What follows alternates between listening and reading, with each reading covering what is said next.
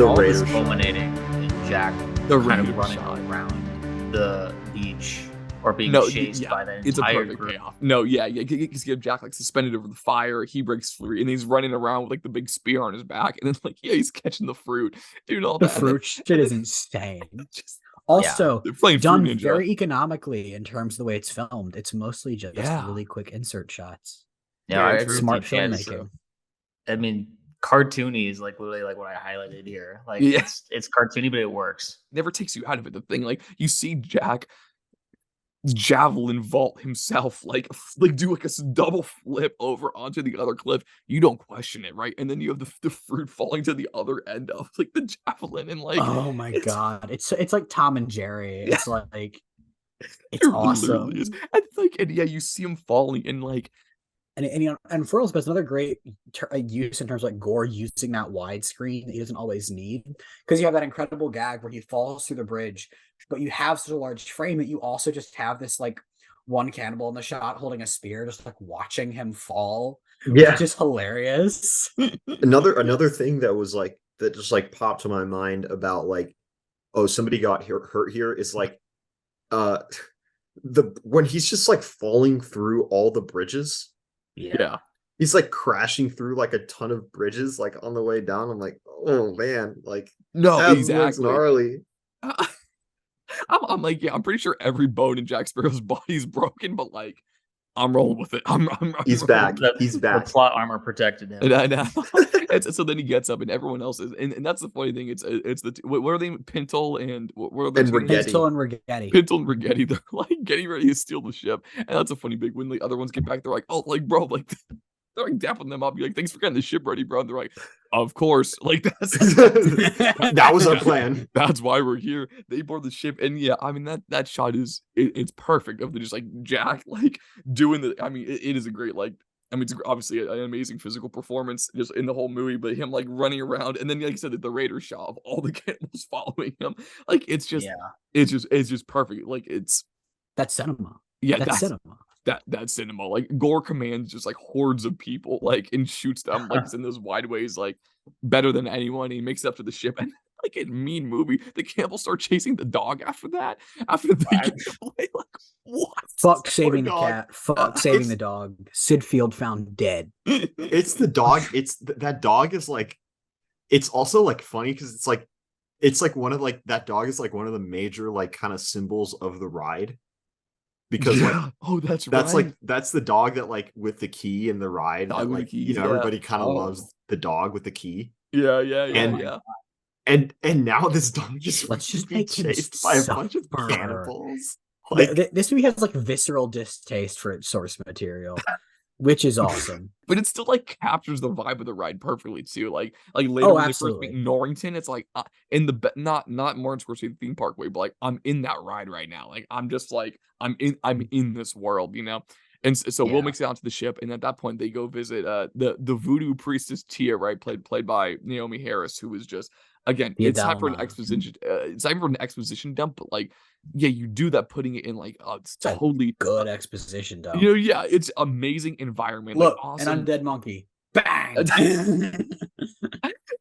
And then it's like immaculately like richly detailed like cabin, you know. It's like it's this world unto itself, like her little nook, right? And she explains like what the dead man's chest is, like what that kind of MacGuffin is. Still has like it's still be still has Davy Jones' heart in it.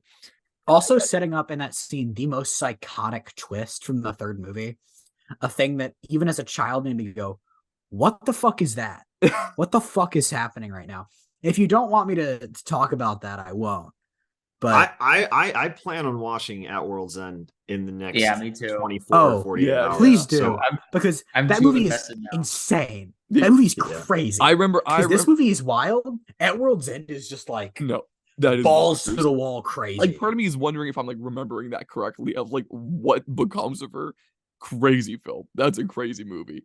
Bro, what becomes of her? You could not guess. that you know what's great about that, and you know, I'm sure Chance would agree here, but like something that like, and you know, I hate to go back to Alien Covenant, but I'm gonna do it. Dude, let it Yeah. Should go back. Let's go back to Alien Like Covenant. second act Alien Covenant, David expo dumps in that like kind of like crazy like castle that he's built. Like it's the same sort of thing where it's like a very like the most powerful way to like get around exposition is just like by making it happen in a really cool looking place. The That's cool so Yes. real. person. If you can have them Yeah. like looking at the books in the background too, yeah. And it's like that's the like that's the Jacques Tourneur. Like those like Val Lewton horror movies, like those movies have Absolutely. so much exposition, but again, you just Absolutely. make it happen in this like really immaculately lit, like cool looking place, and like that just Yeah. gets so much of the work done for you. Like The Yeah. more junk you put in the foreground of your shot, the more interesting the exposition is. This is the Jacques Tourneur effect. Oh, it That's works. Like amazing. it and you know, like again, like the like specifics of what she's talking about are so complicated.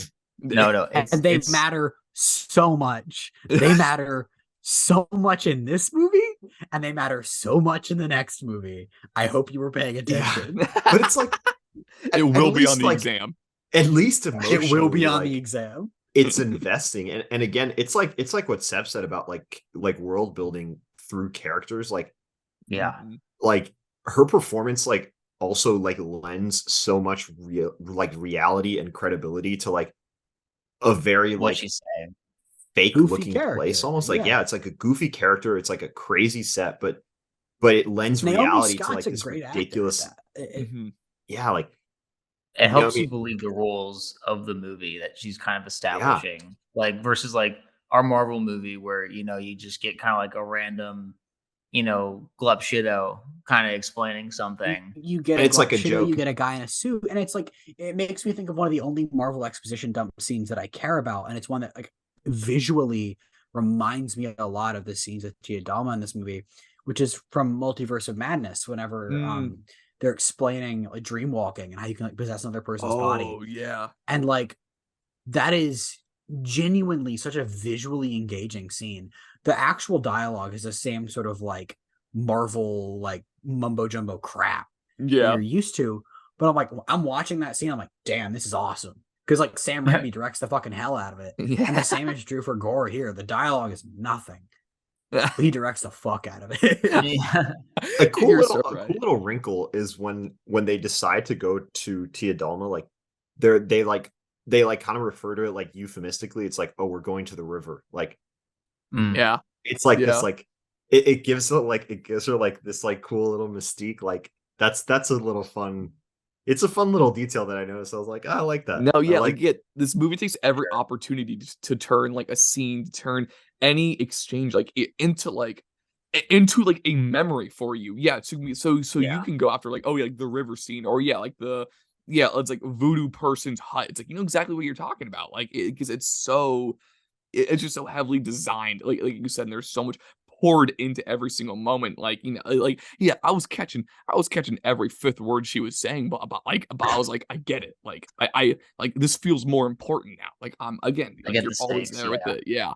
No, what 100%. So just an all-time bamboozling in this next scene. So you have Will and Jack. They seemingly come to agreement when Jack's just like, yeah, go over there, just go swipe that. It's like what the Rick and Morty. It's like 20-minute adventure in and out. Like just go over there, just go get that key for me, King. He's like, that's the Dutchman. He's like, yep, that's the Dutchman. It's like source, dude. Trust me. It's like that's pretty much what's going on in that scene. Literally. Will fully believes him, and he goes over there, and that's where we It's get. like again, Alien Covenant.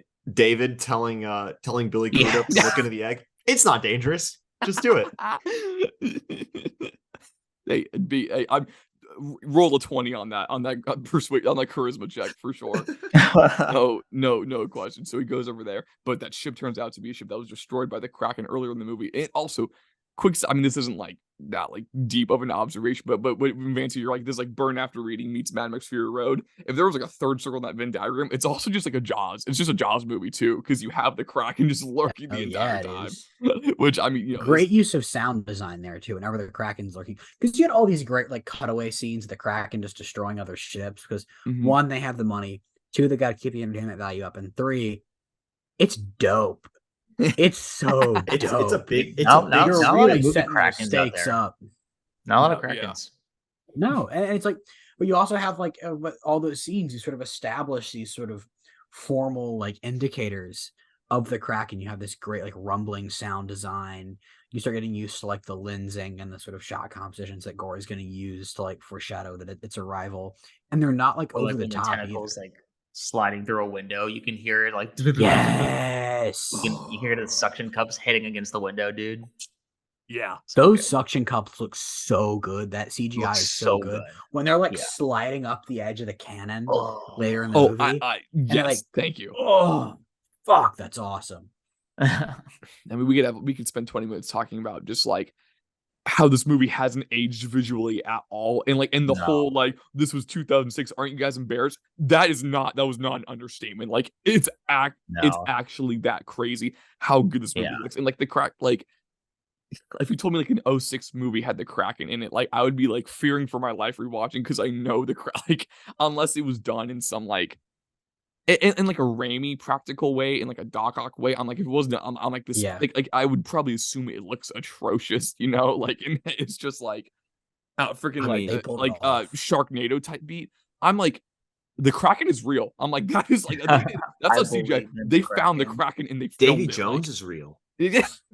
No, Davy yeah. Jones is a real person. DJ Jones is real. That's not Bill The Nye. way they sell him in like in terms Yes. of just like making all of the like the CG parts of his body look real by using the lighting and composition is crazy. Because you have that introduction scene on that crashed boat, you know, where Will's up there and they're lining the crew up to kill them all or like put them into servitude on the Flying Dutchman, and you have this sort of like half light on his face and a sort of like glow on his skin, Yeah. and it's just like it's so physical, it's so real, it's so like they've put him in this environment and they're using the environment to not only make the CGI easier, they're hiding a lot of his body, but to also make what you do see feel so much more like tangible. It's awesome.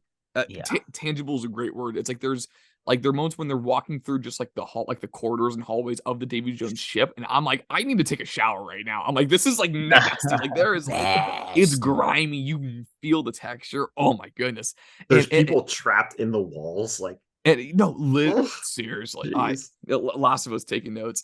I love that Will wasn't even phazed by it. Dude just came out like Nah, gave some not even advice. His and then goes brain's just back. in there, and I was that's like, one. who's that? And like you're so right about like Davy Jones. It's like live it. One of the greatest accomplishments of this movie, this was hinting at earlier, is just like the way this movie, like it delivers on all of the like on the pre-existing or even in universe, like again, like mystique and mythos and like legend building. Because Davy Jones, like I forgot like how far into this movie he actually appears, but like I mean they nail it. Like they because they're hyping him up the entire film, and then he finally enters, and it's just like it totally delivers on everything he's been up. He's been also built the up to be. scariest character ever. Yeah. Also, Can we say that? like, the Alfred meme, he's like, Bane's the scariest guy I've ever seen. It's like Davy Jones is the scariest guy I've ever seen. And but it doesn't do in a whole like, oh, like less is more. Like the less we show Davy Jones is scarier is like they like there's a lot of Davy's screen time in this film, but he never loses his impact every time he's on screen or his No. novelty. Like Dude, it's what- amazing. Yeah, what an organ player he is too. Oh, He What a great organ player. yeah, was crazy. Hans Zimmer on that thing. Yeah, you're gonna say No, Chance? but it's like the thing about Davy Jones is like not he can be goofy if you want him to be, because Bill Yeah. Nye is hamming it the fuck up. Like No, the yes. 99 souls. like these like really long, like hammy line deliveries. Yes. But at the same time, like what makes Davy Jones scary isn't necessarily the way he looks. It's just that he's a bastard. I mean, he is just a cruel, cruel person. Yeah. And like that's what makes him so terrifying, less Yeah. than like the way he looks. Because you could have Mm-hmm. him look that way and him not be terrifying at all.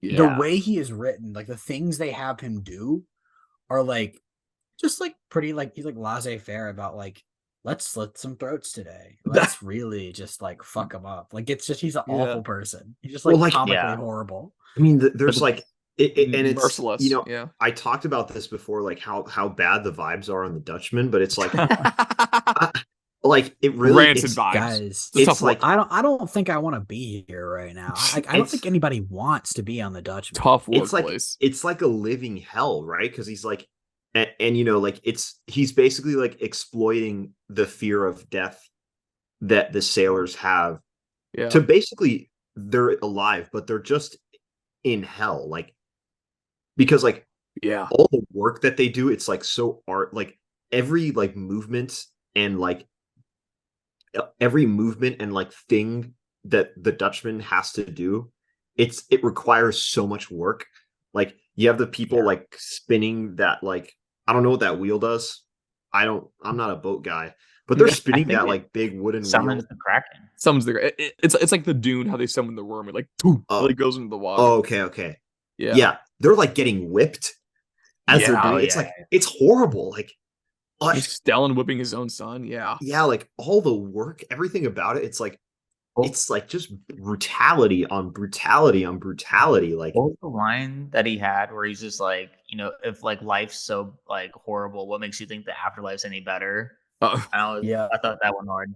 Bro's just Yeah. spitting. No, and that reminds me of like just like the way they summarize the cruelty, not just through those like extremely like broad, powerful descriptions of it, but like after Bootstrap Bill whips Will Turner, you have the thing where it's like Will's like, so you're like you're telling me that was supposed to be an act of mercy, as if like Bootstrap won't have a comeback, and Bootstrap's just like, yes, like no hesitation, like what I Yeah. did for you was an act of mercy. Yeah. And it's crazy.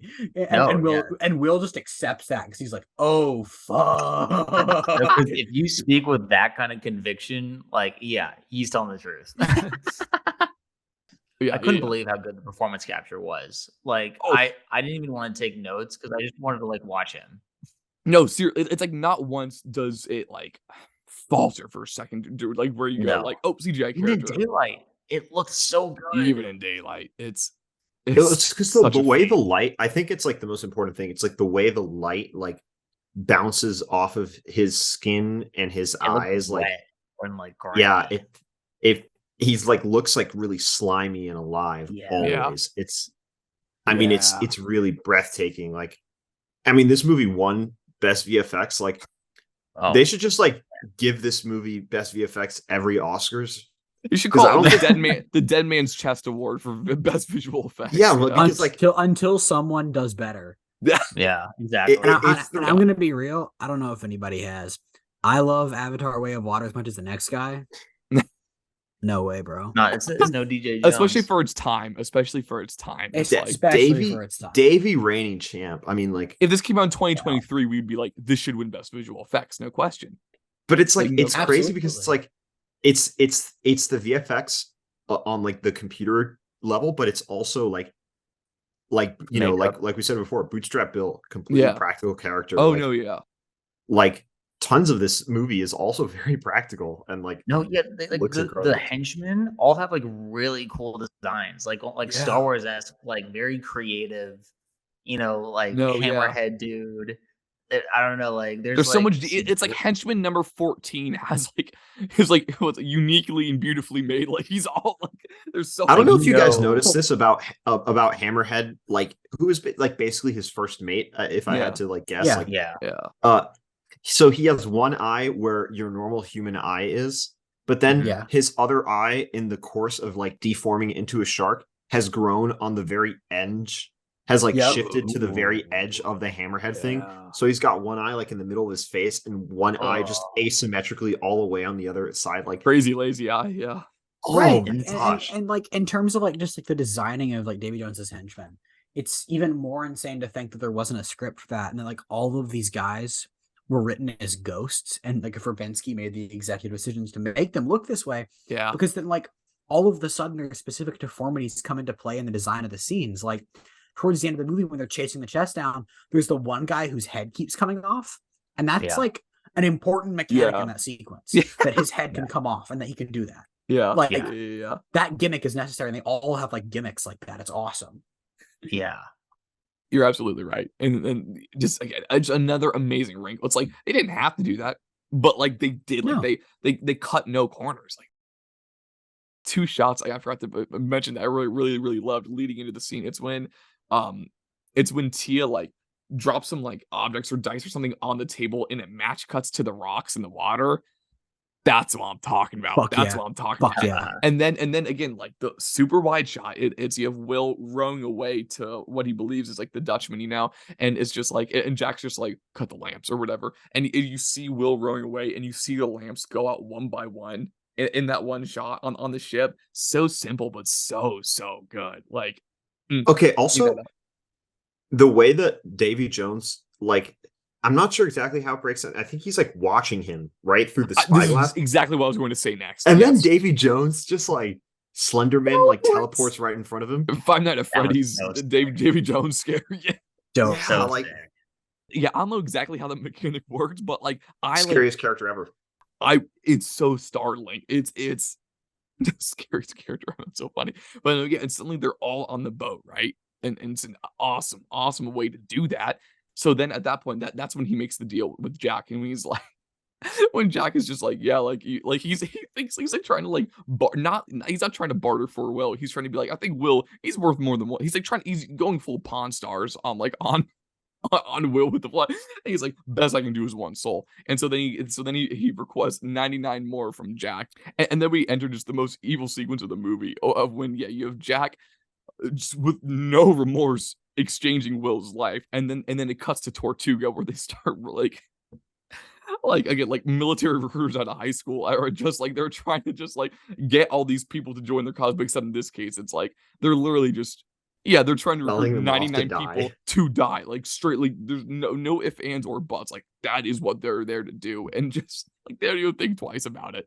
And then that's where we become reacquainted with Norrington, and we catch up on him and see, and his life is just totally falling apart, right? And Jack Sparrow just completely ruined his life. Right down the toilet. Right, Bro's not doing well, right? And at the same time, this was I forget exactly where this was happening, but yeah, but we have the Elizabeth plot, right? Where, and we can actually we can hop to Elizabeth for a sec because she's also at Tortuga during this sequence. So she confronted Beckett and like pretty much forced to get like the papers from him, right? And then herself, also that's a great scene when she just holds him at gunpoint. Great, just like great tension and Well very lit too, extremely well lit. There's a yes, great bit where the gun is silhouetted, but you can see his eyes and her eyes, and the map yeah, behind them. Very, very good. yeah, totally agree. Great scene there, and then she. Excuse me, I got my timeline mixed up a little bit. That scene takes place after the one Seb was talking about earlier of when her dad's like, we're gonna get out of here, and then we see the shot of the guy like getting stabbed on the dock, and just like that gets interfered with. She gets away. She goes to visit Beckett. She sneaks her way onto another ship, and that's when all the guys like they're like fighting over the dress, and someone's like, I sensed a woman aboard. It's just like crazy vibes on that ship. And she convinces them, I totally forgot this part of the movie, she convinces them that it's like haunted by like a ghost, and she's doing like Elizabeth is doing like practical like She's like marionette work. marionetting. Yes. No, like she's just up there going, ooh, oh, oh, Yes. oh, oh. She won best visual effects in her own universe. Yeah, Mateo. And then she has to go down from the mast and like do her Yes. boy voice. It's like, what's that over there? And then they all turn around and see Tortuga like written out in the flames. Yeah. She's a queen in this movie, man. She No, has to do she's everything. maybe. No, yeah. It's actually kind of fascinating how, like, compared to the first movie, like, where she's kind of a little bit like, she's not a passive character. She doesn't do nothing in the first movie, but like She's so much more active here. yeah, Dead Man's Good Chest gives point. her a lot more to do. Like she's like acting out on her own initiative and like kind of like solving all the problems that are in front of her. And it's not just acting on her own initiative, it's sort of dealing with the boundaries that were very firm in the first movie, where she is this sort of, like the idea that like someone from like her upbringing, her social class, and her gender like couldn't possibly like fit into the sort of like pirate like sector of the world, that she's more suited to something else. And this movie is like very much like bringing that character up to like after the events of the first movie, her towing that line and eventually crossing it in the third one in a way that like directly parallels Anne of the Indies, which I promised to talk about because we've mentioned Turner before, already tonight, and I think that now is the best time to get right into that, which is of course a movie, which is, for those that don't know, I'll get you guys up to speed. Mateo and I are both devotees of this movie. It's one of Jacques Turner's greatest films. It's about a female pirate captain, and sort of her both coming into her own by coming out from under the thumb of sort of this like patriarchal pirate world, that she has performed a more like male, like a typically male role that's been assigned to her. She also begins to sort of perform this female role that she like believes she could also fit into, and finds that like neither of them suit her.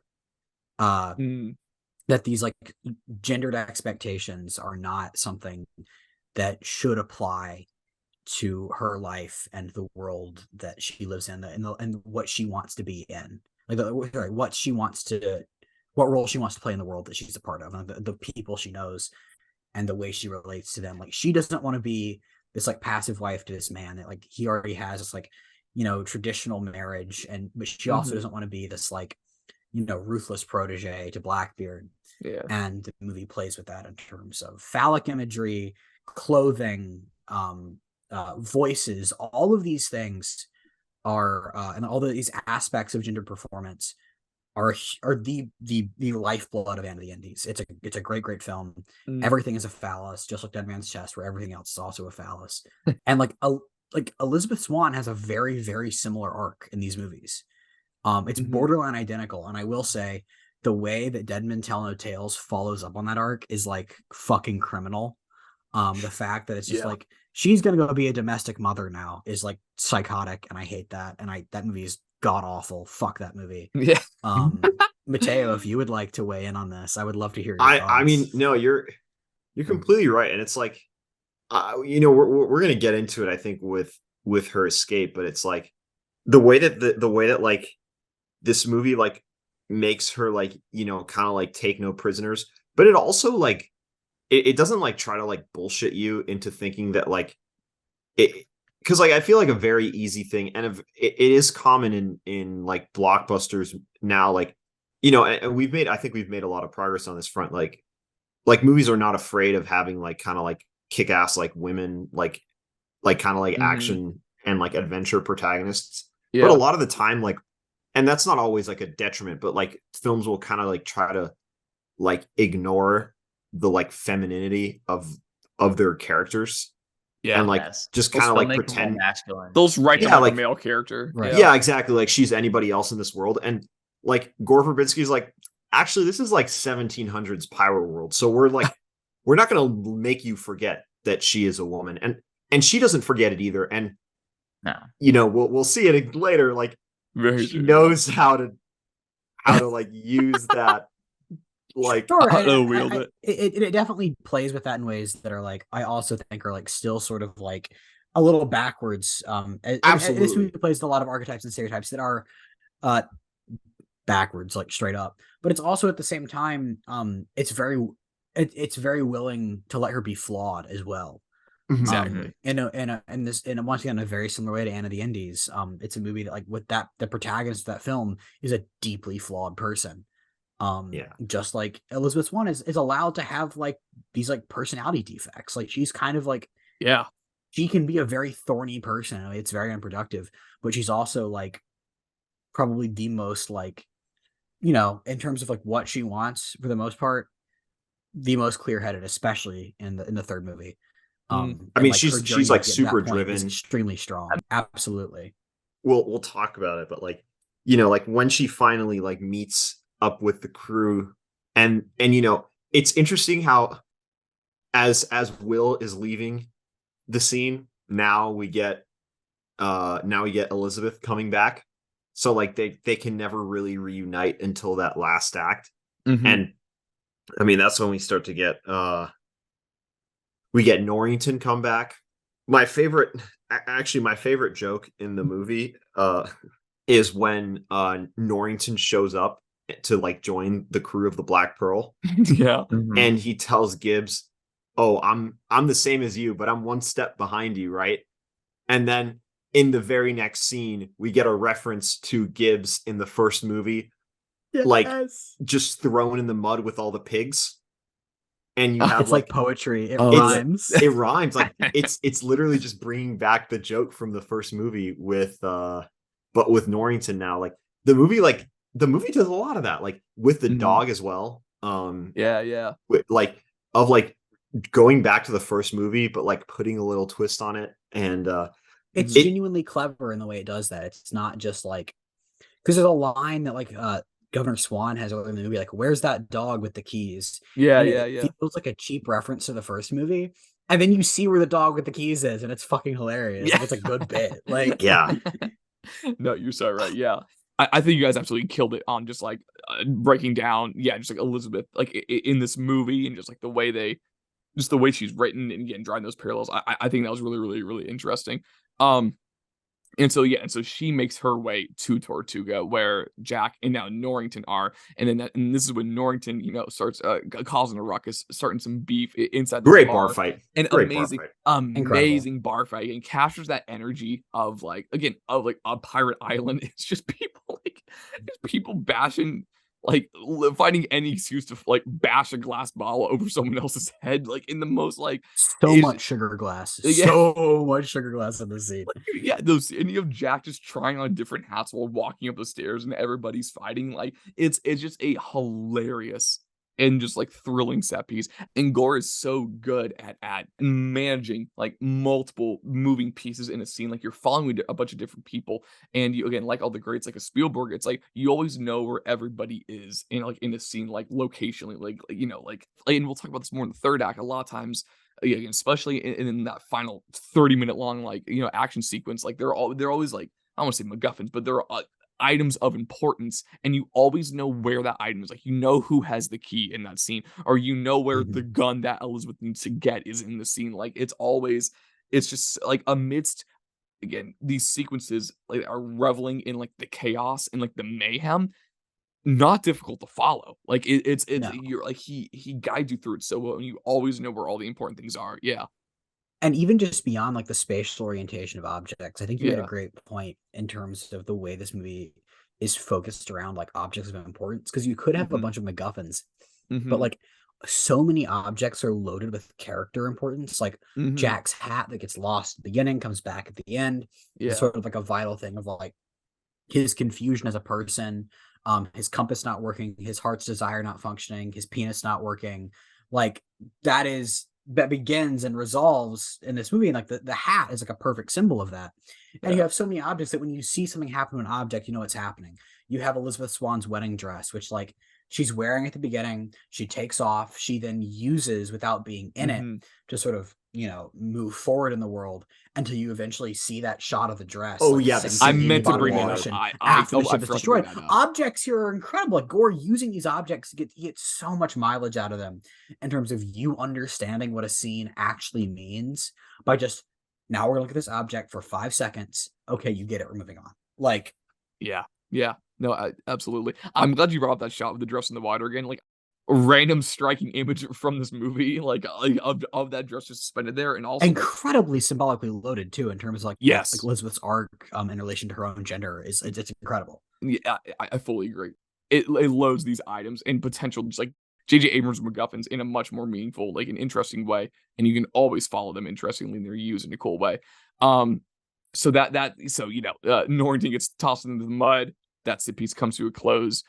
Jack then just like again once bamboozles. I mean, tells more truths than he did with Will, but bamboozles Elizabeth into like what happened with Will, what they're trying to accomplish, gets her onto the ship, and then like Jack's trying to seduce her, but then she completely like flips it on him and is able to again like use it against him. And yeah, Matteo, do you want to talk about the scene because I feel like it's a really great dynamic. Yeah. Again, like David and flutes, we have the all-time line.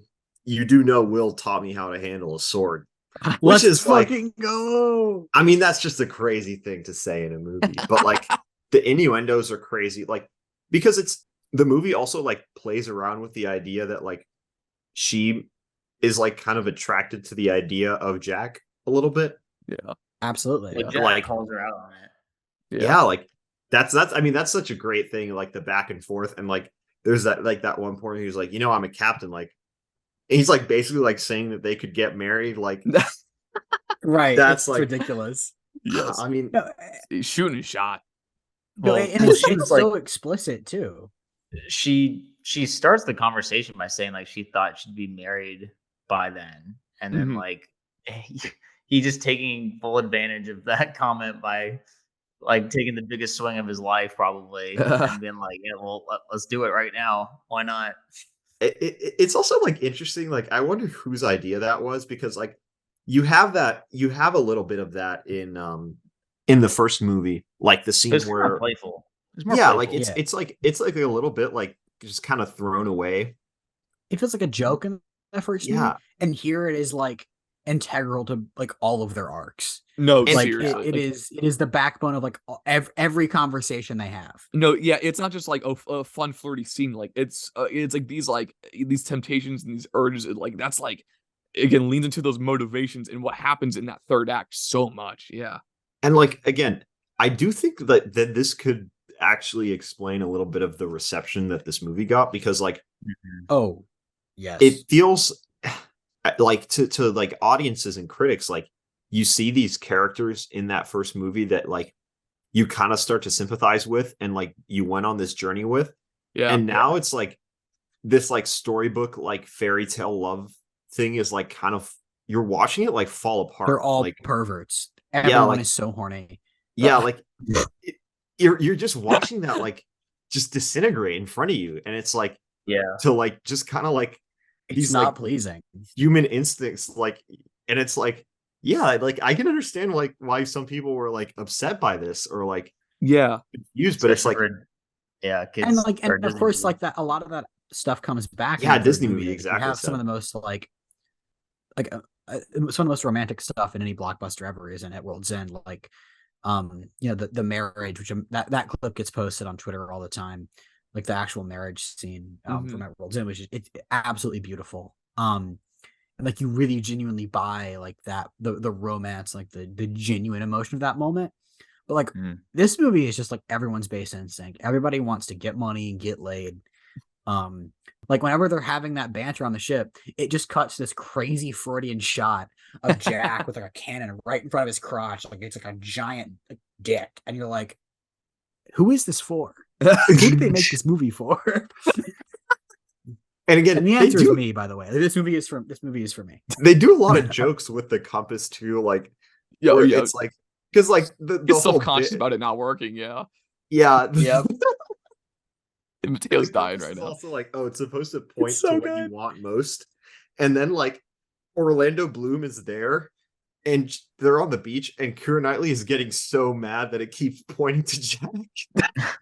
So many movies like this. It's like, oh, it's like, yeah, the first movie is the one where you have like the bump, you have the conflict when they first meet each other, but then, by the end, they work together and then like he breaks them out. So then going to this one, you're like, oh, I'm excited to see them team up again, which is not what this movie is. Like, Nope. at, Yeah. at all. Like, That's not even what the third one is. The third one is like they still hate each other. which that's so amazing. It's so interesting. And so yeah, so that dynamic is established between Elizabeth and Jack. And then meanwhile, Will is on the boat and is, yeah, like we said, bonding with his dad, bonding with Stellan in a really like, again, like convincing and meaningful way, right? And then they have the dice scene. I don't know if you guys have any 2 cents you would add about the dice scene, but again, we talked about it earlier. It's just like, Will is trying to barter and like wager with Davy Jones, like wants the key to to the chest and all these things. His dad joins the match to kind of like save him from any consequence. And yeah, you don't have to know the dynamics of that dice. Also, next time we meet up, we're playing that dice game, even if we don't know how it works. We're betting everything we have on it. Bet. I'm betting my soul. 5. I'm just gonna keep Life saying 8. sentence. I'm gonna keep saying 8 5s and hope I know what it means. And it's so intense. It's like one of my favorite scenes in the movie, even though like I'm not not exactly sure what's happening. It's just like you're there and like you're reading everyone's faces, like how much is on the line. And then the next scene, and this is one of the scenes I remembered most, especially because it stressed me out so much as a kid, is the one. Also, Davy Jones's chamber, his little office, his studio, where he's just hanging out the organ.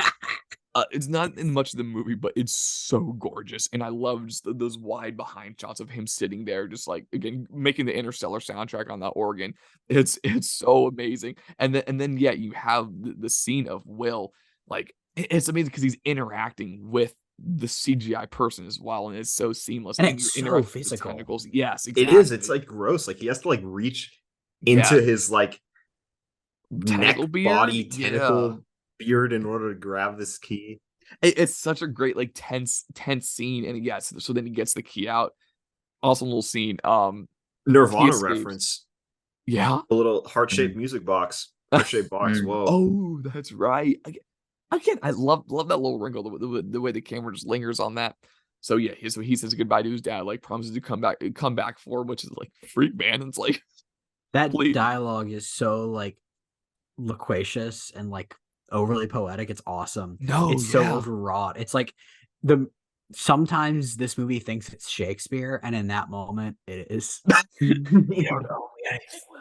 Like so wishing he could say he left to become a pirate, like for like meaningful reason being he's like, no, he's like, I did it because I wanted to. You owe me nothing. Yep. And it's really, really well done. More well done than like it has any right to. And at that point, all the parties then convert. It's just so amazing. All the parties converge on On the this island. island where Before hold on, before we talk So about that, buried. there is Yes. a little wrinkle that I do want to. There's one scene that I want to talk about, like Yeah, real absolutely. quick, like incredible. Just going back to the Kraken, Mhm. when the tentacle comes down and smashes the ship in half, because the Yes. first ship destruction. Oh, I forgot about that because Yeah. The first Will ship makes his way onto destruction, another ship that gets destroyed. It's just a wide. It's just a wide, and then Mm. and the Yeah. ship just kind of explodes. It's like it just touched a landmine and it dies. And Yeah. this scene, it's a lot more like extended because now it's like, well, we gave you that. Now we're going to give you the Kraken for real. And it goes like from it, like you have a shot of the tentacle and it's about to split the ship in half. And it's the camera's pointing up at the tentacle. And then it just cuts back Yes. to and then it just cuts back. The ship gets split in half and like both halves are sinking inwards. And then you get Davy Jones's organ theme play. Yes. So cool. That's one of those parts. I watched this movie a million times as a kid, and my mom watched it with me as a consequence. Yeah. And she watched it again with me today. Because I'm home for Thanksgiving. Mhm. And at that moment when like that organ theme comes in and the ship gets split in half and the guy is like falling right towards like the Kraken's open mouth, I was like, this is awesome. She's like, you said that when you were like 5, and I'm like, it's still true. It's still true. It'll never not be true. The more things change, the so more they stay the same. And it's and the way that scene is shot too is just absolutely incredible in terms of like selling the Kraken, selling its scale. Yes. Because in a lot of movies, especially now, so what I'll do here is I'll pick a movie that I like to take shots at, because so there's no I harbor no ill will, which is Guardians of the Galaxy 2. There's the opening shot with the monster that eats batteries Yeah. in that movie, and a lot of that is shot in these sort of like roving like wide shots that are almost like simulating drones. Yeah. And it sort of gives you a very good idea of like what's actually physically happening in that scene, but it robs it of a lot of dynamism. And here in this scene, you kind of like follow it from Will's perspective for the most part. And so the camera's in the center of the boat looking up and just trying to catch glimpses of this Right, monster. like the crew is confused. Like they have no idea what's happening. No one knows what's going on. And you always have stuff like in the shot to give you scale. So you're always looking at like through the mast or next to a sail, and you see this giant tentacle like coming up over the bow of the ship, and you're like, oh shit, that's bigger than my car. Like, Yeah. No, literally. No, exactly. And then Will falls in the water, and for a second you see like the full kind of body like of the Kraken, it's like you nasty see, too. and it's, oh my god, like it's horrifying. Yeah, that scene really does sell you on like yeah, this thing, like there's no running from this thing, right?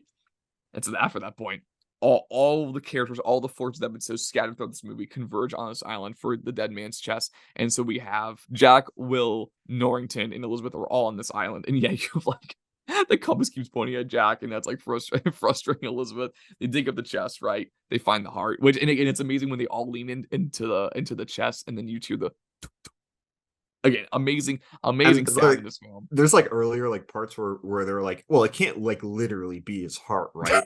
And then they open it and it's just his beating heart, like right there. Just straight up the heart. And so at this point, this is when, again, if I'm skipping anything, let me know. All 3 of them, all 4 of them. Well, Will shows up. Yeah. Well, yeah. Will just shows up. He just rolls up. No explanation. Awesome. Will rolls up. And No, he stows away in the mouth of the Flying Dutchman. Yeah, you see his flames on. He also a ride. He also like calls back to Jack where he's just like, "Oh yeah, like I strung together a bunch of sea turtles to get here." I was like, Yeah. "Oh yeah, Will, caught that." And the thing is that everybody on the island wants the heart for different reasons, right? And so yeah, like Jack wants it to save his own skin. Will wants it to like because he Free hates his Davy dad. Jones and free his dad. Norrington Mhm, wants it to then like give back to like Beckett and get his life back, and Elizabeth. mhm. I mean, why is she? I mean, I Is guess she just kind well, of wants based off which is what Jack told her. She's just like, we need she this just thought so we it can was be gonna free. save Will, but then Will's Yeah, there, and then yeah, she finds out it was a lie. So mhm, she's on yeah, Will's side. right. And so then all three of whom like have significant interest in Elizabeth, then break out into a three-way sword fight Right. over the dead man's Let's chest. all get our swords out and start banging away at each Yeah. other, which is one of the great lines in cinema history. They're not like it's funny because they're not like it's like, oh yeah, they're fighting for the chest, bro. Yeah, no. It's like it's like barely it's like calling it subtext is like really like lying about how like not subtle it is, but like they're just fighting over Elizabeth, like Yeah. in the most like Well, I direct way mean, yeah, possible. like if it wasn't obvious, it's like Elizabeth's doing like the boys, stop fighting, screaming. Yeah. You know, She's doing that stuff, and like one that plays into the sort of like gender performance stuff with her character, which is great. yeah, But two, it's also like in some ways they're also not fighting over Elizabeth. In some ways, they're fighting over their own fragile masculinity and also their shared sexual tension with each other, which is awesome. oh. Because like, what is gayer than chasing a man into a hurricane? To be fair though, like I love that like the fight like starts off as like fairly dramatic, like oh yeah, like these three main characters are gonna be like fighting each other, and we Chance mentioned it earlier, but you the two like the C3PO and R2D2 like strolling up and being like, so what's going on in here? And No, I'll just say it Rosencrantz now. and Guildenstern killing it. Yeah, I'll just say it now. This is why we play. Is like you have Hell yes, it is. this small moment of like these guys like just in case like we've forgotten why like the character motivations here. Let's break it down for you. And, like why in the they're fighting on background, top of a wheel. This is what let's yeah. let's catch the audience up.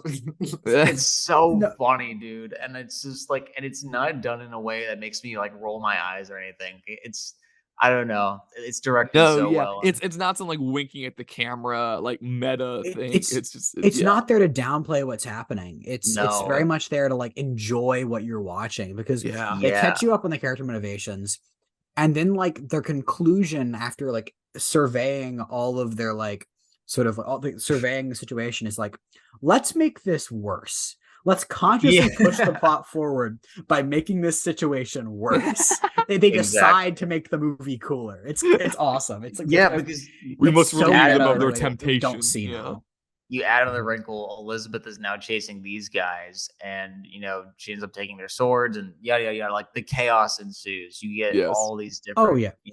I also want to like turns. stop really quick for like one of my favorite shots in the movie, which I is know. when Elizabeth Yes, I know what pretends this to is. faint, and you get this like crazy Dutch angle, like beyond Dutch angle. It's like a like full 90-degree like rotation. Yeah. full 90-degree like portrait mode, like iPhone shot of like the sand and like the Yes. bottom 2/3, like I guess like the right 2/3 of the frame, Yeah. and then Norrington, Will, and Jack all sword fighting, like silhouetted in like this, like against like this blue sky, and like Yes, on the Yeah. left side of the frame, and God, what a shot! Yeah. it's incredible. I'm so real. When that shot came on, I was like, that's a Chance shot. I was like, Chance definitely likes that Hell shot. yes, it For is. sure. And again, like it's just a big wide beach, but he shoots it so well and like and beautifully. It's like the Leone effect. It's the Leone effect. The blood of Sergio Leone is coursing through Gore Verbinski's veins. Yeah.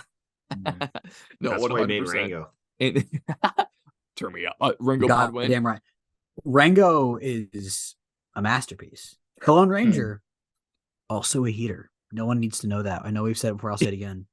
Great movie. Last postscript ever will be the Lone Ranger. Last postscript ever. It's in this three-way fight scene, which again, just saying it out loud. That's so freaking cool. And they're fighting In over this three-way. and then and they're constantly exchanging ownership and possession of this key, of the key to the chest. And again, like it's so like it's so easy to make a scene like that so incomprehensible, or just like a flurry of edits and be like, oh, is it? But like it's Oh. beautifully choreographed. They'll show it in like John Wick way, when it'll be like just a wide and you see all the characters fighting, and but like, and they won't even like, you see everyone in one frame, and they won't have to cut around it that Mhm. much, and you always know who has the key and where it's going, and like, and eventually they work their way to like this like tower, right? This kind of like clock tower, bell It's a tower. mill. It's a mill. It's a mill. Yes, yes, yes.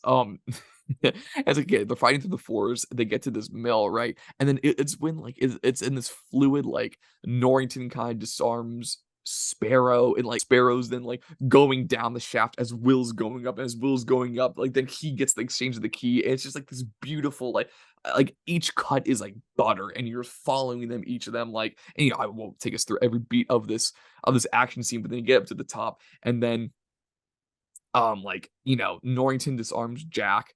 Jack just kind of like rolls off, and like a gymnast like lands a 10 on the ground, and then Jack pretty much calls Norrington out. It's like, yeah, like if he had the chance, like he would take Elizabeth from you, and then Norrington and Will start fighting each other, just like, Yeah. because it's just like skid, and that's when you realize, like, again, that's like it's not the subtext anymore, and then like I almost afraid to say these two words out of the reverence I have for it, but then the big wheel starts moving. The big wheel, the big wheel starts moving, and This it's is just why we play. and then you have two characters with swords fighting each other on a giant moving wheel from a mill through a forest, and they're walking, keeping balance on top of it. That's why I'm maxing my Fury Road right now. that's what it's all about. That's what it's And all not to about. mention, there is another man in the middle of that wheel, basically playing hamster, Running, trying to get a key. running. Jack, Oh you my someone else god, in the shot of the wheel. bar whenever Jack gets hit in the head, and you see that bar coming up towards the camera, and it's just bonk. So good. It's so visceral. The hits are all so visceral. That's the Tom and Jerry aspect you're talking No. about. It is. Oh no, seriously, and like, and you would think like, I don't know how they filmed this. I don't.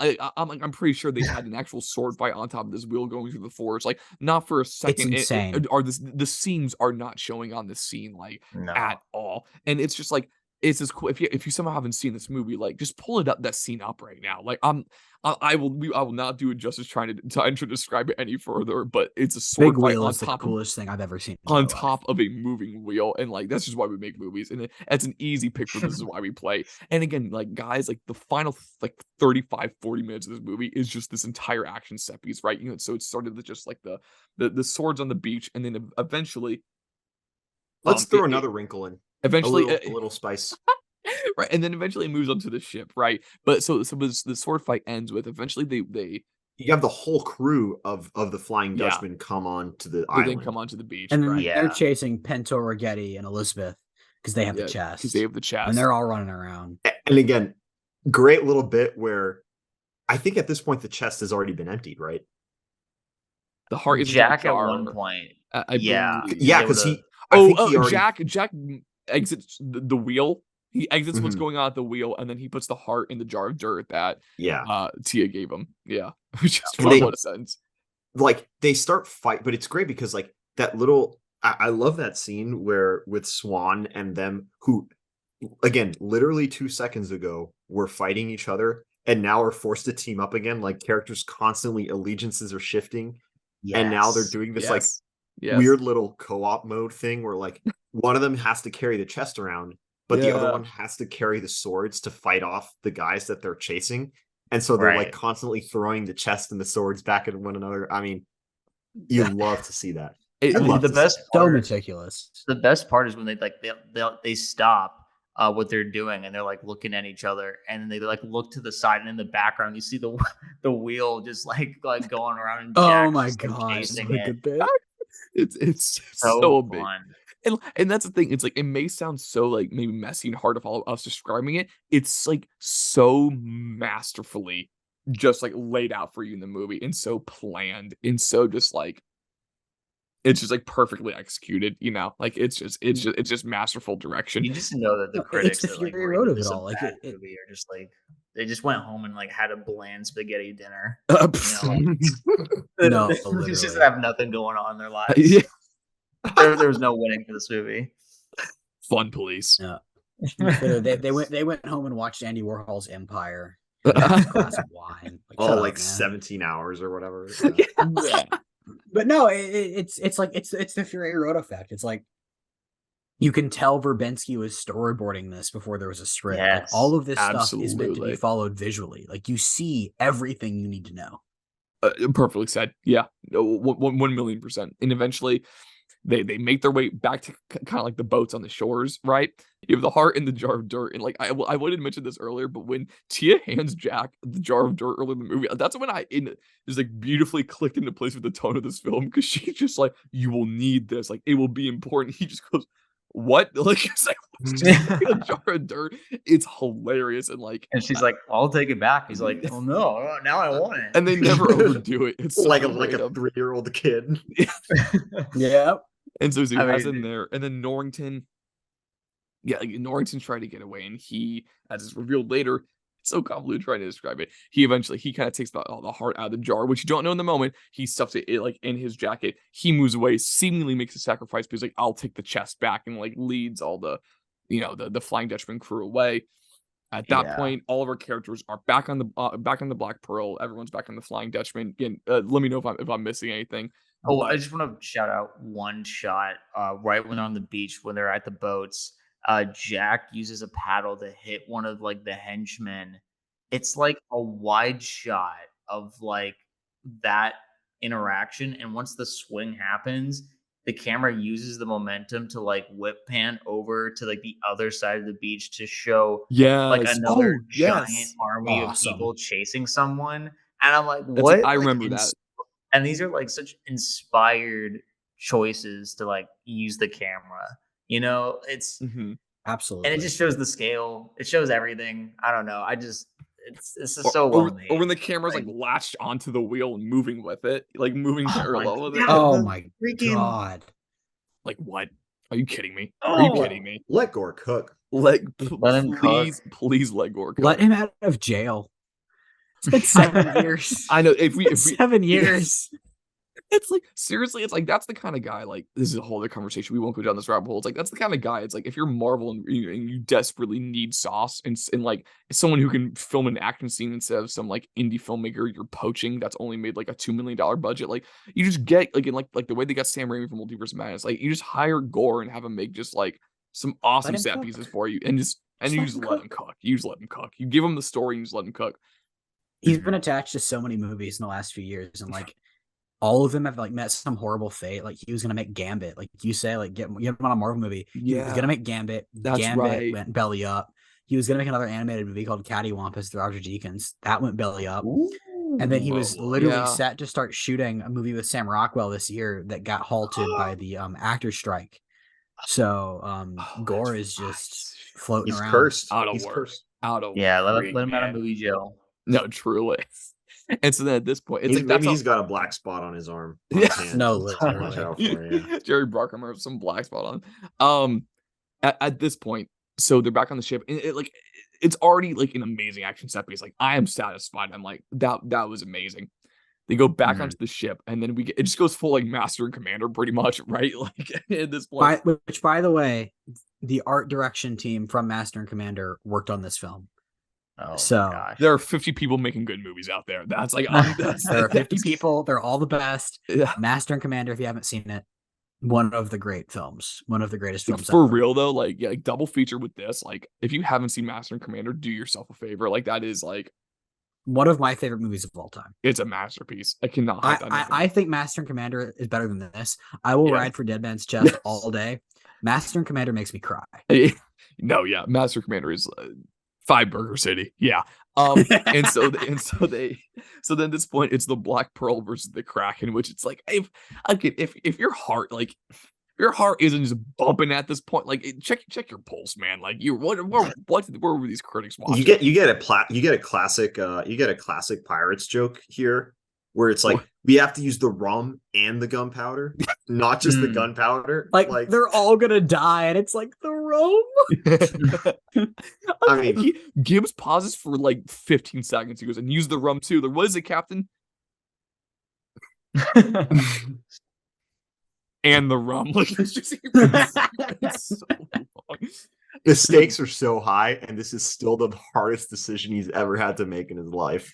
So at this point, Will's kind of running the ship, quite literally at this point, and then and then you have, so they're the Black Pearl, it can hustle, right? I mean, it's huffing it, and it's getting away from the Kraken, or getting away from the Flying Dutchman. It's getting away from the Flying Dutchman, getting away from that ship, and then we get the set piece of just the Kraken attacks the Black Pearl, which is, I've said this, like I've said Awesome. this with other scenes. It's just awesome. It's freaking raw. Like it's just there's like But it's also all the like cool juvenile words you want to use to describe it apply in the best way possible. I love my juvenile words, and Yeah. this movie earns every single one of them. it's like powerlessness too, right? It's like Yes. like the Black Pearl's like the canonically like the fastest ship, and it's still not enough. Like, Mhm. and it's like you have this like good crew and this like commander who's like competent, and he's like kind of like doing their best, and it's like the best they can do is like kind of hurt one of its tentacles, and it's still going. I also like how like not naive the crew is. They're like they Mhm. injure it several times, and they're like, yeah, that thing's coming back. Like it's way No. too big to give up after that. They No, know yeah. how fucked they are. Yeah. And again, it's not just like you're not watching some like Dwayne Johnson movie where it's just like, oh, like destruction, chaos. You're guided through it so perfectly precisely with the way the tentacles are slowly creeping up the ship, and you're waiting for Will's command to fire. And like you said, like the tentacles is coming up the side of the ship, and you see the shadows coming over the sailors' faces as it's blocking all the Ugh. light holes and all that. It's so perfect. And again, like, and you know where everyone is. You know that like there's a plan. It's like they're gonna put barrels in this thing. Elizabeth has to be at the right time to shoot it. Like you're following all of it, and it's just like there are no seams. Like everyone guesses up Davy Jones, but for the Kraken again, like for every tentacle, for all the destruction on the ship to look this good, and not for a moment am I like taken out of it. It's an unbelievable feat of filmmaking, and just No, everything about that scene is so tactile. I mean, yes, we've already talked about the actual, like suction cups, like coming up when they're coming up, they're like scraping against the cannon barrels and everything. hmm Like all of the hits on those tentacles are so visceral and real. Like you see the blood, you see the guts coming out, you see like these sort of like charred remains like flying onto the deck, and yeah, you can see exactly how Mari. much damage they're doing, and still you still know like that it's never going to be enough. Like yeah. like up to this point you've never seen anyone land that kind of hit on the Kraken, and you watch it happen and it's satisfying, but like fuck. Yeah, It's still over. it's Yeah, it's still Joe over. it is, and we're following Jack and see, and he has the funny like as all my friends in middle school remember like saying it was when he's taunting Davey with a jar of dirt, which was definitely improvised. Like I think it was definitely It was improvised. improvised, yeah, as was the fall down the stairs in that Yeah. scene. That's freaking hilarious. Like that's again, and like we're saying how awesome and awe-inspiring these scenes are, but like you're laughing the entire time while watching too, but you're still taking it seriously. It's the tonal balance that Gore is striking is truly spectacular. Crazy. And so then Jack, he out of cowardice begins to because the fear of death begins to row away, and Elizabeth is like disappointed in that decision on his part, and then he gets fixed, and his compass begins to point again, and he clearly points back at the ship, right? He has his direction again, and he goes back, and it's such a like for a movie as like with as much despicable behavior, that is such a like perfect hero shot of when like Elizabeth reaching for the gun and you see the foot stomp on it, and it's just like the low enormous lens flare, and it's just like it just hero shot of him picking up the gun and then shooting the bullet. It's like that, like I mean that's like I mean, you're pouting your C arms at that point. Like, let's just freaking go. Like, And then, I mean, I think we could talk about it, right? Like how that scene ends. Like, right. So they blow it up, and they're like, the Kraken's coming back. We have to get off the ship. And then also, and then Jack says a line that's like, you'll see an entire movie try to convey this message, but then Jack going like, it's only a ship. Like him saying that is just for some reason so just like it's just yeah, it's a very like efficient like Well, it's because he a spent common the whole last movie trying yeah to get it. no You yeah know, I don't know why that line it's like I mean, it's the ship that he literally sold his life for Yeah. because he made that deal with Davy Jones to get it.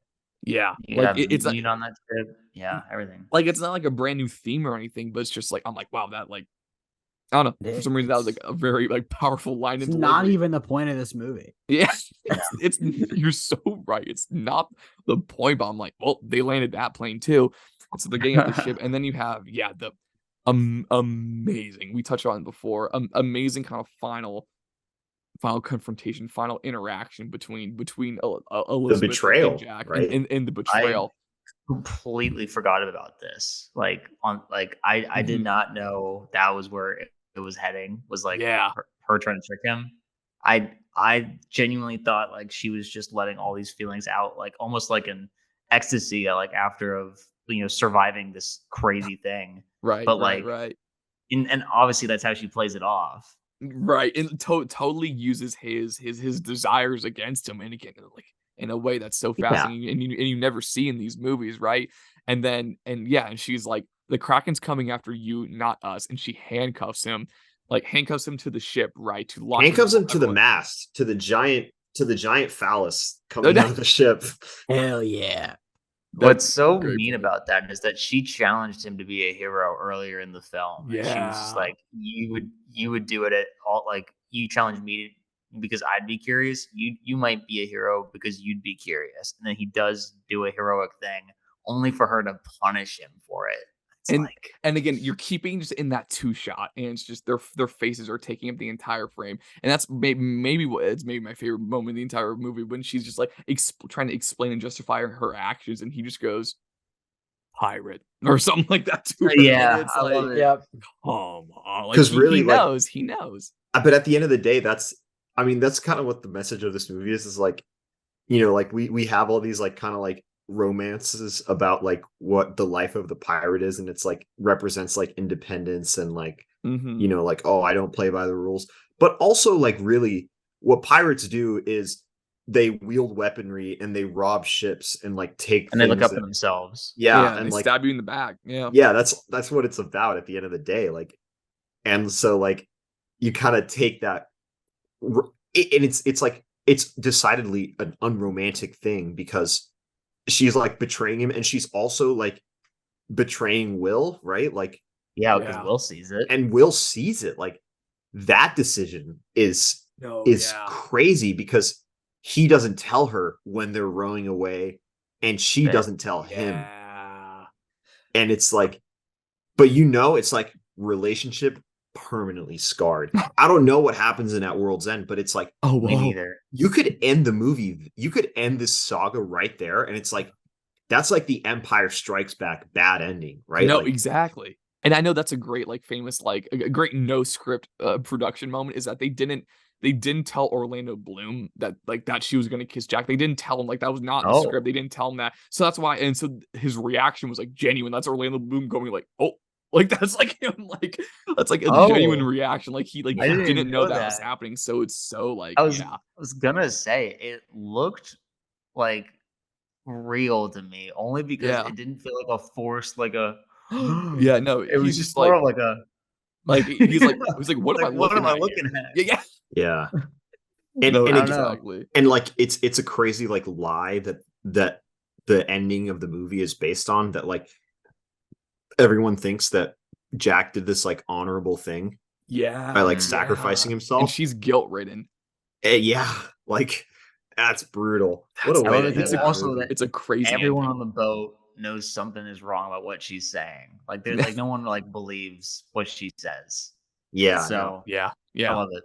And you have again, just like a myth-making shot that you were actually like we have the privilege of watching of it's like, yeah, Jack Sparrow took out his sword and dove into the belly of the Kraken head on. It's like that's just like He's Awesome. finally like faces his destiny. Like, yeah. that's Mhm. his hero moment more even than turning back. It's like No, yeah. he doesn't he's like, all right, well, I'm gonna go down swinging. I'm not gonna be afraid anymore. Like, I mean, that's just the compass working again, right? Like, that's like Yeah. Yeah. his Living up to the yeah. legend. Yeah. Again, like this movie isn't just like I mean, the set pieces are that cool. It is so much more than that, which is why like it really is that special. Like that we're Yeah. actually like being able there's stuff to read into, you know? And it's not just Yeah. cool pirate movie, which would have been enough with how cool it is, right? And so Might be the best pirate movie. And looking like I don't know what else would yeah. contend. Yeah, I don't And know. the Indies.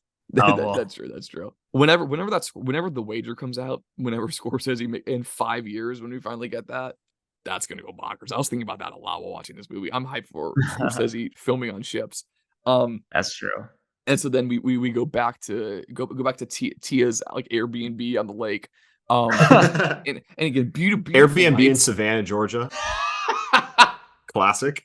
Historic cabin in Savannah, Georgia. It's in all caps for some reason. It's like a $90 cleaning fee. What's going on here? What? and they're the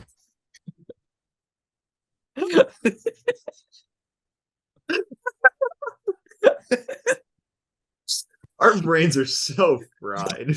No, it's 2 a.m. right now. This is It's 2 a.m. What the fuck is up, Denny's? It's So 2 a.m. So they're boating up, and they're fireflies out of. They're beautiful lights when they're. Yeah, because it's like the funeral service for Jack. For Jack. It's oh my gosh, yeah. And they're boating up. They're doing these like they're remembering Jack, all these things. This is where the movie is a little bit like, okay, we're ticking boxes for the sequel right now, right? Yeah, when she says when she goes, would you go to looks in the camera at World's End? World's End. I would Naomi Harris. And then still like core memory, one of the most baller endings ever. Like it's My like, boy, it's my like homie. it's like that the Marvel feeling done right of when you just the music is ticking up. Oh my god! Oh my god! Let's go!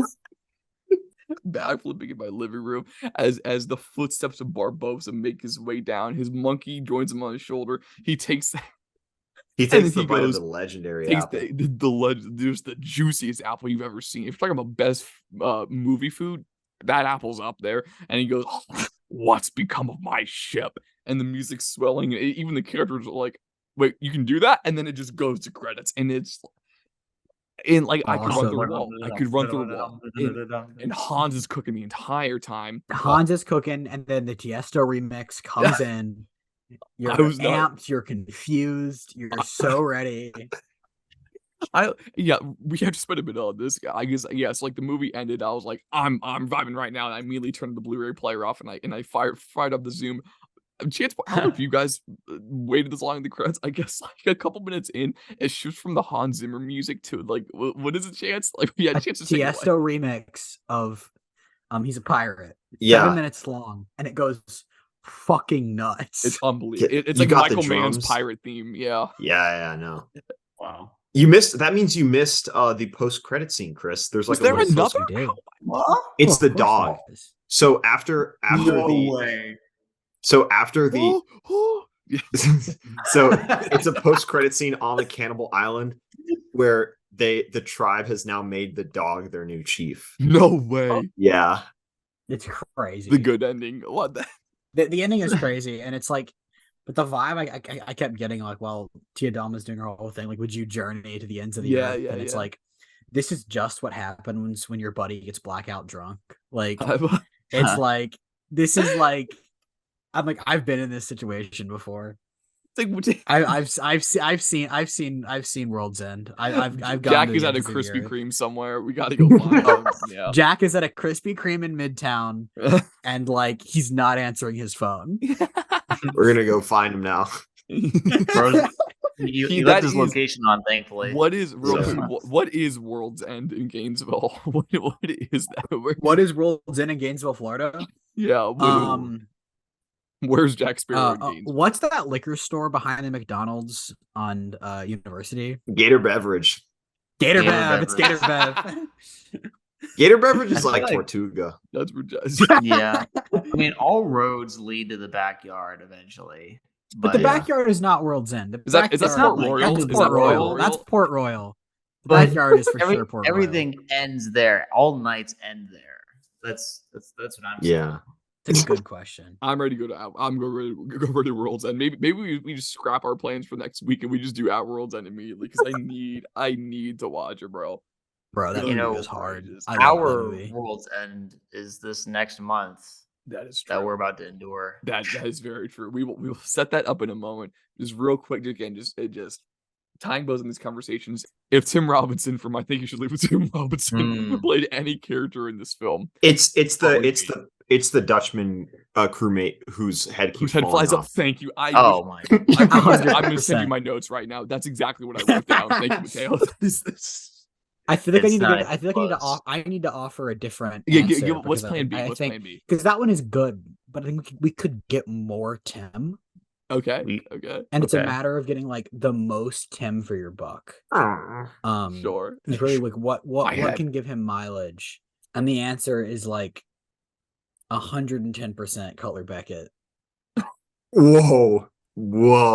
Him as Becky. The Because coat like being last I taken off heard, of Tim currency is the new currency of the Robinson. I'm listening intently. Those are great picks. Are there any Beckett quotes? Any Tom Hollander quotes you guys want to fire off real quick? Are there any left in the chamber? I mean, currency Just as to a rattle them currency off. of the empire is like That's number just- one. It's unmatched. Like, and it's like the perfect like encapsulation of that character and like one of the major themes of the movie. I mean, like Elliot and Rossio cooked. They cooked No, that and one. he gets more heaters in the next movie too. Like Tom Hollander, so much room to move next time. I mean, listen, if y'all are going to at World's End, I feel like you need someone else's perspective on this franchise. But if you called me up and was like, "Do you want to talk about at World's End? Do you want to talk about Chow Yun Fat and Pirates of the Caribbean?" Hell yes, I do. No, yeah, Chance, you're on that World's End episode. Do not rest assured. And then just, I know we've already talked about it, but are this is why we play moments for the episode. If we want to like just quickly either recap or just definitively say yours. I mean, it's got to be for me the bone swinging sequence, but again, specifically Hans Zimmer's score is just like yes, and like the way that they just turn that into like a slapstick moment, and also like the subtext of like these characters like like competing against each other, like the like selfishness of it, like that is like the moment where I realized like I'm watching a movie that's not just like it's a cut above the first one because of those like it just layers. Yeah, like that self-aware humor, it just like takes it to another level. Which is not to say the first one isn't funny, but like this is something different. What about you, Seb? Oh no, yeah, it's still the two guys recapping all the character journeys while the battle is going on. No, no, that's mint right there. I love it. Chance? I mean, it's still the big wheel. It will always be the big wheel. I live and die by the big wheel. Keeps on turning. I worship. Listen. The big wheel keeps on turning. But like, I will give a shout out because I think the big wheel. You know exactly why I would say the big wheel. Yeah. Everything we could say about the big wheel has been said. I want to give a shout out to the Sternberg Torture Island at the beginning of the movie because what the fuck? Like why? That's insane. Hey, true, just like because we can. The energy of like, let's have a fucking torture island and let's have Jack Sparrow eviscerate an animal. Awesome. Definitely little kids were taken out of the theater in the first 5 minutes. 100%. My mother said she tried to cover my eyes for that scene, but like eventually was unable to because I was like, no, let me see this shit. Changed me permanently. Now I'm like this. Love that. So if we one day when we get the Postscript Pod Patreon, you can get the Pirates of the Caribbean Lego set of the Big Wheel for $219. Oh, I'm getting that for Christmas. Can I tell you something? Oh, I had that back in the day. Let's go. I need that. Tight. That I'm building like I'm building my house around that thing. Like that's the foundation of my forever house. I had a Big Wheel play set before it was like a Lego set. It was just like a plastic shitty mill and a wheel that you would like press a button and it would come off. Me and the Big Wheel we go way back. Go way back. I think that's why we play again. There are like countless moments from like this like the third act alone I could choose. I may just go with again, even like a tiny moment, like we said, of like the tentacle coming up the side of the ship, and just like in that tiny moment of like again, like their faces being shadowed now, and you hear the suction cups. That's great. I just because I already gassed it up, I may just go with again, just like the just the Elizabeth betrayal, and just of that two shot and just holding on that shot. It's like of like the uncomplicatedness of it, and just like in all the themes, just like crescendoing in that moment, and then ending with something just like Jack goes into the Kraken with a sword drawn in the way. It's just the theme payoffs in that I think are do it for me. Again, that end with that visual, because again, it's a visual medium. That visual of him entering the Kraken with the sword is just like that's just what it's about, man. Absolutely. I just absolutely love it. And if we were to do a very quick, someone definitely died there, like in this for this film. What is the most? Like, 'cause I'm pretty sure, I think the Kraken did take several lives in this film, as far as I'm concerned. No, Like, I'm pretty the sure. amount of like stuntmen you watch get like pulled off of masts and like thrown off ships. Just hurled Someone got hurt. around. I think for me, it's got to Surely. be I mean, uh, those bone hamster balls, like Oh yeah. people getting thrown around in those. Ugh. No regard for the human body in this film. Okay, if we had to put a definitive statement for Dead Man's Chance, we're putting a period on this discourse. It's like this is what this film is and what it ought to be remembered as, right? This should be the legacy of this film. What would you guys say it is? For me, and like trying to like also understand maybe why this movie, excuse me, trying to understand maybe why this movie got the reception that it did. It feels very and again, I'm not like saying that it reaches the heights of this, but it feels very like Empire Strikes Back, right? Like a very like kind of like drastic change in tone. I think what maybe like frustrated people on this go around, which was oh, like this movie's like kind of like undoing some arcs, and like this movie kind of like feels tonally like all over the place. Like I think that's kind of where this movie's strengths lie. Mhm. I think this movie needs to be remembered not as like what it very easily could have been, which is like a cash grab, like rehash of the first movie, but Mhm. instead it's this like very bold. I think it should be remembered for the swings that it takes, rather than for like kind of like the franchisey like laziness, which I think it's been unfairly painted with. I think this movie is a lot more a product of like insane creativity than like kind of Yeah. like franchise fatigue.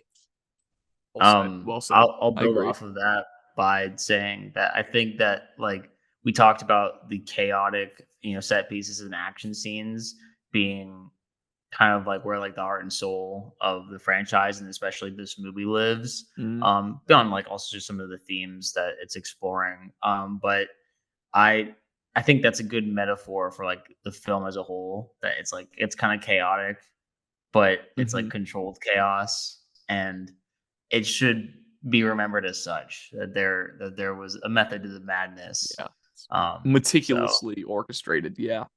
exactly. I think people do think of pirates as like a competent franchise, even if like not so much by the end with the 4 the and 5. but Yeah. overall like the originals, they're like no, like there was something there. Like I had a lot of fun with those movies, and looking back, it's like they're even more fun now than maybe they were as like for me as a kid, which is crazy. Mhm. No, love that. Yeah, they could not be aging better. Yeah. Chance, what about Yeah. you? I mean, it's hard for me to like try and put a period on it. And I think the only thing that I really have left to say, and it's what I started with and it's what I'll end with. We're now at a point in the industry, and especially with large budget films, where we're once again undervaluing the contributions of the director and the actual technical team on films. Visual effects artists are overworked and underpaid. Directors Mm. are, just treated like trash. Budgets are thrown at actors who, can demand as much cash as they want. and are still working under awful conditions.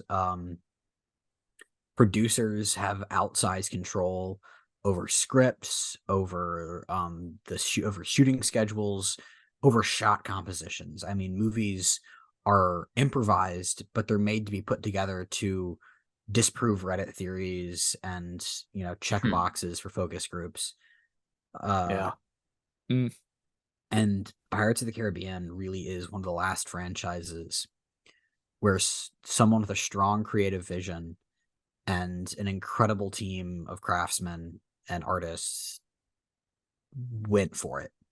They swung for the fences, and the last thing you can say this movie lacks is personality.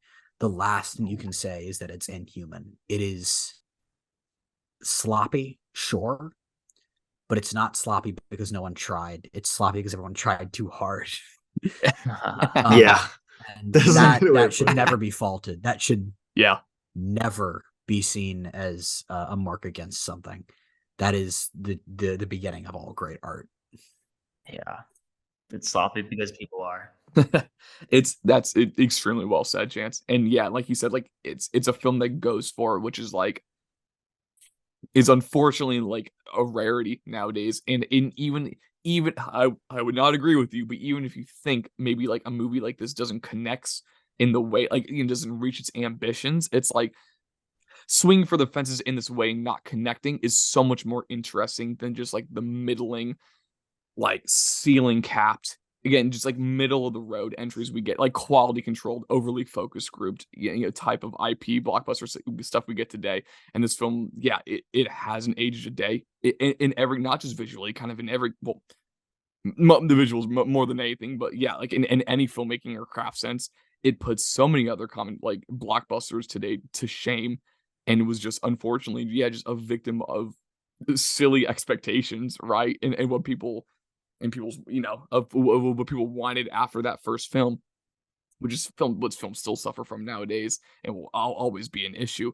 But yeah, just how brave and confident this movie is, like in itself, right? And to do what the creators want to do and follow their vision because they believe that's what best, and just like the fearlessness, right? Of again, to like to take these characters and the story in this direction, again, and not in a completion grade way. Like the way it capitalizes on those is so admirable and so effective, in what makes this movie so special. And like, and even just in like an action filmmaking sense, like if you've been tasked to make like a big budget action film in 2023, like again, if you're one of those poached indie filmmakers who it's like, oh, like you're making Thunderbolts now or something, like you're making Young Avengers now, and you've only made one other like Sundance film. It's like, if you just watch this movie, I think your action scenes will be at least 10% better than they would have been. Like honestly, like it's so like this film is, you can just learn from this film because it's just so it reaches the heights of almost like any other like act of any other set pieces you can find in any other film, which is just, again, at the minimum, that's what this brings to the table. But what makes it special is that's bringing so much more, like what Mateo said, and so many additional layers and dynamics. So yeah, I think this thing to us just unequivocally bangs, and that this ought to be like in like a centerpiece, like a jewel in the crown of just like 21st century action films. Like it's a special film, right? And it's just, at the very least, you will be entertained. It may sound like a very simple statement, but yeah, I mean, any lingering thoughts you guys want to get off your chest about? I feel like we just went to the end of the world. I feel like we just went to world's end. That book is closed. Yeah, this I'm gonna email. I always joke about this. I'm gonna email this to Gore. I'm sure he'd love to hear it. Like this, he deserves to hear it.